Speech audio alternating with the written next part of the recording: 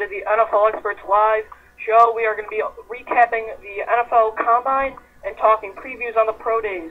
We are here live great to be joined by NFL Draft guys, Rick. Rick, how are you doing today? Hey, I'm doing good. Glad to be here. Thanks for having me. Appreciate it. No problem. Yeah, all right, so let's start us off before we get to all that draft stuff. Recently, the Chiefs acquired quarterback Alex Smith from the 49ers. Before we get to all that draft stuff, let's just talk a little bit about that. Yeah, NFL Draft guy, what do you think about that move for the Chiefs? A very smart one. The 49ers gave up a second-round pick. What's your take on it? Well, I think, anytime you can get a starting quarterback, a successful starting quarterback who is a pretty proven winner at the NFL level, to just give up a second-round pick, and I know the pick for next year is conditional, so it'll probably be another second-round pick. So even 2 second-round picks for a starting quarterback at the NFL, a lot of thirsty quarterback teams out there, and really not a whole too much to choose from. So I have a 4-step plan for making the Kansas City Chiefs offense real. They've already got the first step out of the way. They have themselves a starting quarterback. The second thing I do would be re-sign Brandon Albert. The third thing I do would be franchise Dwayne Bowe. And then I would draft Luke Joeckel with the first overall pick, move Albert at right tackle, Joeckel at left tackle, and you have a great offensive line for Alex Smith to do some surgery. Yeah, I would agree with you. I think the Chiefs have a legitimate playoff chance this year with Alex Smith, and that's going to bring it to our first topic. The Chiefs hold the first overall pick of the 2013 draft. A very impressive combine for many of the linemen, including Joeckel and Eric Fisher.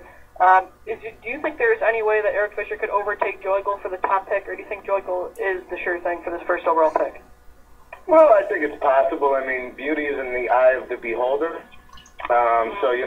They're 2 different style running backs. I think Joeckel is more of a bruising, big body guy that'll maul you, whereas, Fisher's more athletic, a little bit more agile, and I think they're closer than a lot of people think, and, I don't see anybody trading up for an Eric Fisher, so I think it'll be tough for him to go ahead of Luke Joeckel unless, the Chiefs try to mix it up a little bit and don't go offensive line, but I find it hard to believe that they would not at this stage of the game, but anything is possible. I've seen crazy things happen on draft day.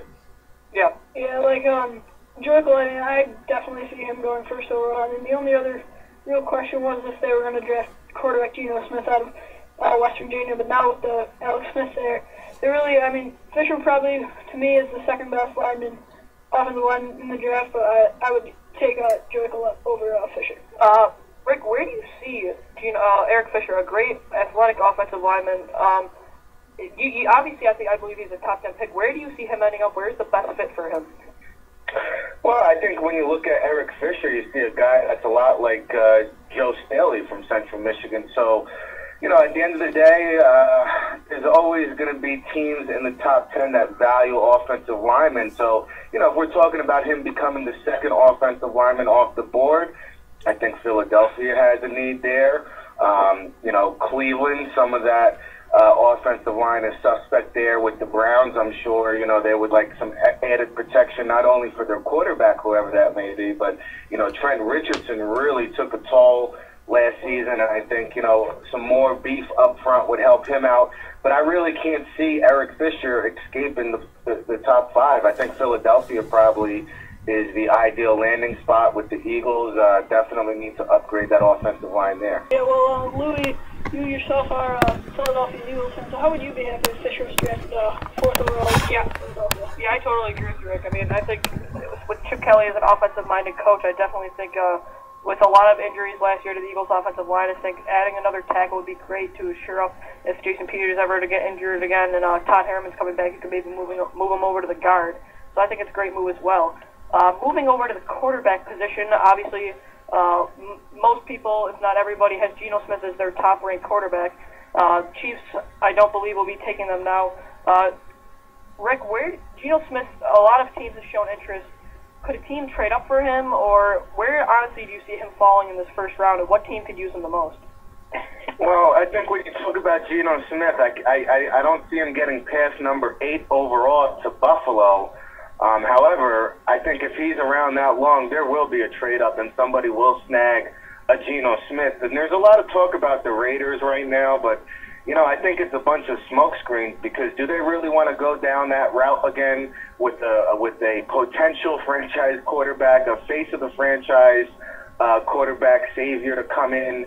And, we saw what happened with the whole Jamarcus Russell fiasco. It set the franchise back further about 5 years to recuperate from paying that money and investing all those seasons with Jamarcus Russell to realize he's not a franchise quarterback. So, I'm not sure Geno Smith fits what Bruce Arians is trying to do in Arizona, but I know that, Buffalo needs a quarterback, and, you look at the rest of the teams selecting, I'm not sure there's really going to be a big market for a trade-up, or if a team has enough ammunition to kind of move up into that top 5 range. And if Oakland bypasses Geno Smith, I would think they would have to trade right there at number 3. Yeah, I would agree with you. Well, I'm a Bills fan myself, and I'd be happy with Geno Smith coming to Buffalo with the number 8 pick. I do see him definitely falling that far in the draft, number 8. I mean, obviously, there's been a lot of talk. I mean, Buddy Nix has been saying that he wants to draft the Bills franchise guy, and then the Bills have been saying that, Doug Marrone, new head coach from Syracuse, has been saying that if Fitzpatrick won't restructure his contract, that they might drop him. So there's really no clear-cut starter right now, and I think Geno Smith would be a great quarterback for them. Rick, what about the Jacksonville Jaguars? Blaine Gabbert really struggling his past 2 years in the league. Chad Henne's also there. Could you see the Gus Bradley taking his franchise guy 2nd overall? Well, again, it's that time of the season where, teams love to put out smoke screens, but everything, from everything what you're hearing out of Jacksonville is that the new regime wants to give Blaine Gabbert another go-around. So, they did just recently invest a first-round pick in him. While I see him more as a chuck and duck, type of quarterback, I think it kind of gives the new regime a built-in rebuilding process to say, hey, listen, we're really not going to be contenders this year anyway. We have, this time already invested in Blaine Gabbert.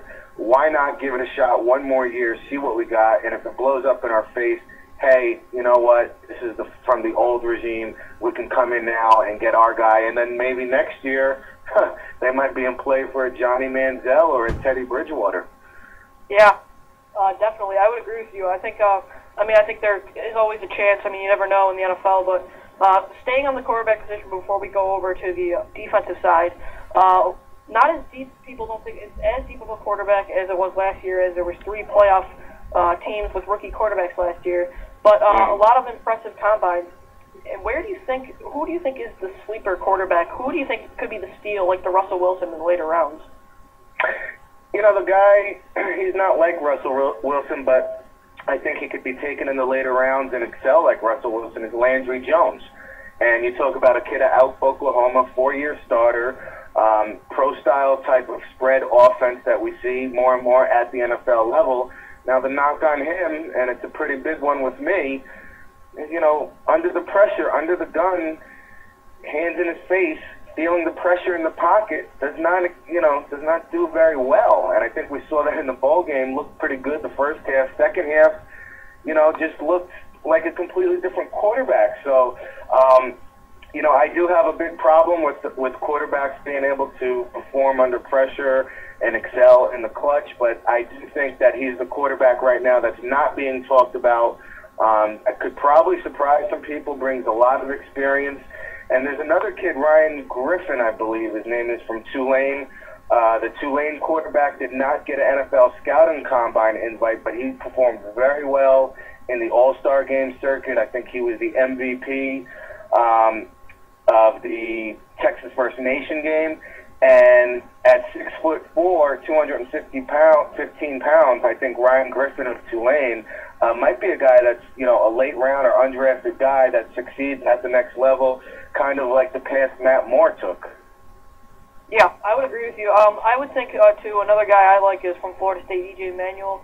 I mean, with the new, with how some of the new younger quarterbacks have been playing, and with the read option, I think people are looking at him saying, we could have been playing him in our offense. Another team that I'm going to go back to is like the Philadelphia Eagles that in the later rounds, Chip Kelly tried recruiting him when he was in high school to come to Oregon. He's another guy, but there's a lot of, I think, sleepers, and I agree with you. Landry Jones is an experienced quarterback, a lot of big games in college, and was one of the big factors on that team. And two other guys, not to cut you off, just to throw two other guys out there that I do hear in circles is Sean Renfrey from Duke, who was unable to work at the Combine because of an injury, and Matt Scott from Arizona, a mobile guy. And you talk about the Jacksonville Jaguars. There's some talk that Matt Scott's been linked to the Jaguars, maybe in the 3rd or 4th round. So, yeah, I would agree. I think I've heard that also. Scott impressed me at the Combine, ran a fast 40, and like you said, a mobile guy. He's got a bigger arm. He came in well and replaced Nick Foles. So that's another quarterback. But like you said, the Jaguars could pick up in the 2nd or 3rd round. Yeah, some great points. And now, we saw during the Combine for the defensive side, obviously, he's been talking most coming in about inside linebackers, Matt Teo. When he ran his 40, Jim Harbaugh, Super Bowl winning coach, he didn't look impressed. Do you think that his 40 hurt his stock going into the draft? Well, first off, I thought I was almost going to be clear-free of a show without any Manti-Te'o talk, but I'm just kidding, guys. No, I never seen a kid scrutinized and under the microscope as much as Manti-Te'o at the Combine. I don't think even Tim Tebow was really scrutinized as much as Manti-Te'o. Now, a lot of people are going to fall back on the fact that an inside linebacker has never been taken in the 1st round that's run over a 4.75 40. So I think Manti-Te'o needs to come out at his pro day workout and really run in that 4.7 range and get under that 4.75. He looked okay in positional drills. Mark May was very critical of him, I know, on ESPN.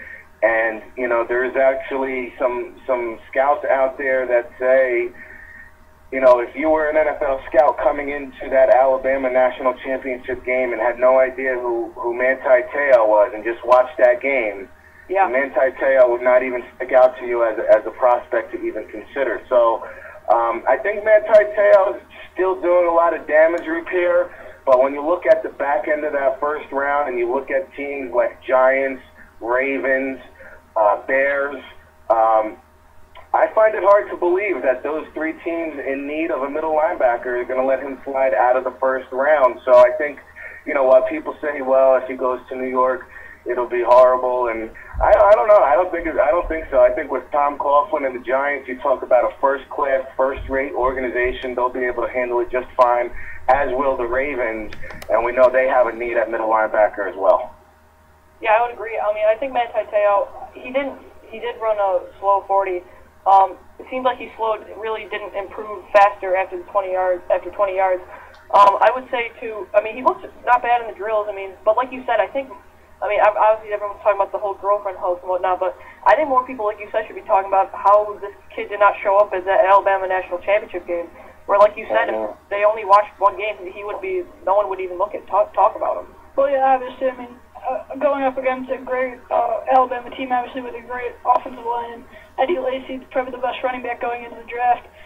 But I think he'd be a great pick, like in the 20s, like maybe the Cincinnati Bengals, somewhere around there, or like the Giants, who recently dropped Michael Boley, who was probably their best linebacker on the roster of this previous season. Yeah, agreed. Teo, do you think that's a good fit, Rick, to the Bengals, or honestly, where do you think actually, I like that. I think because, why? You get, first of all, I think Ray Maluga, I know he struggled with some injuries there, but I think it's a great spot for him just because, the Bengals are the Bengals are a team that has taken chances on a lot of guys that have these kind of clouds hanging over their head, and I think Marvin Lewis